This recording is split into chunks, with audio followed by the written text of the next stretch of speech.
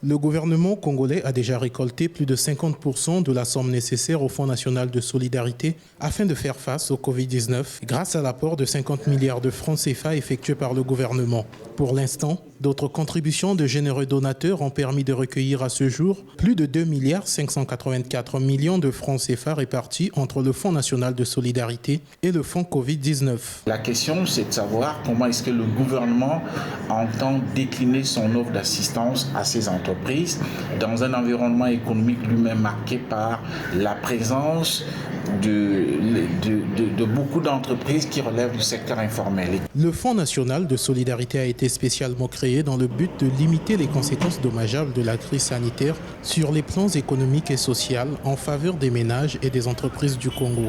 Si cette subvention est bien appliquée, celle-ci pourrait drainer les entreprises du secteur informel vers le secteur formel, selon l'avis des experts. D'ailleurs, le gouvernement peut avoir une chance, si les choses sont bien gérées, non seulement d'amener les entreprises ou alors des petits débrouillards qui sont dans le secteur informel, on peut les drainer vers le secteur formel à travers l'aide qu'on voudrait bien leur accorder. On les amène dans un système formel, ce qui d'ailleurs va aider le gouvernement. Ce fonds prendra donc en charge les chocs économiques et financiers engendrés par le Covid-19. Notons qu'il a aussi été inscrit dans le projet de loi de finances rectificative pour un montant de 100 milliards de francs CFA.